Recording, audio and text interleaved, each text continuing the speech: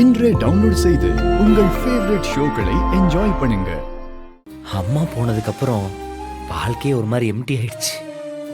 ஊதாரியா குடிகாரனா நான் பாட்டுக்கு ஒரு மாதிரி சுத்திக்கிட்டு இருந்தேன். ஆனா நீ வந்ததுக்கு அப்புறம் வாழ்க்கையில ஒரு விஷயமா மாறிச்சு. நான் திருந்தினேன், வேலைக்கு போனேன், சம்பாரிச்சேன். 100 பேர் சுத்தி இருக்கிறவங்களுக்கு மத்தியில கௌரவமா இருக்கிற ஒருத்தனா மாறினேன். இது எல்லாத்துக்கும் காரணம் என்ன? நீ என் மேல வச்சிருந்த நம்பிக்கையும் பாசமும் தான். எல்லாம் சொல்லுவாங்க, அம்மா மாதிரி ஒரு பொண்டாட்டி கிடைக்கணும், அவங்களாலதான் நம்மளை புரிஞ்சுக்க முடியும்னு. அந்த மாதிரி கொடுப்பன எல்லாருக்கும் கிடைக்கிறது இல்ல. ஆனா எனக்கு கிடைச்சிருக்கு. நீ எனக்கு கிடைச்சிருக்க.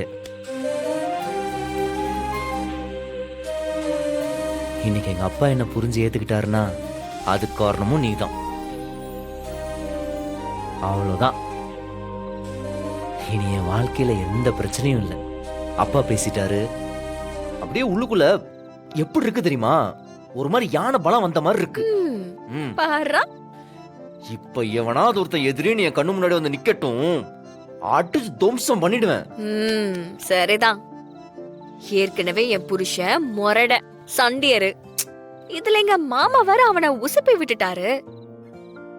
இனிமே நம்மள சுத்தி இருக்கிற வில்லனுங்களோட நிலைமை எல்லாம் என்ன ஆக போகுது மரா? சும்மா ரெடி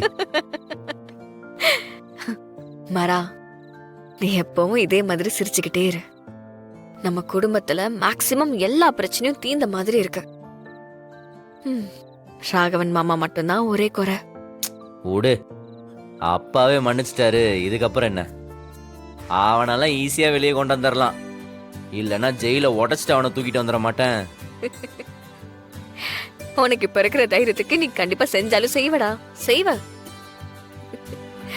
அப்படியே இத முறுக்கி விட்டு அழகா இருக்கும்டா. சும்மா ரெடி, அதெல்லாம் நல்லா இருக்கு. இப்படி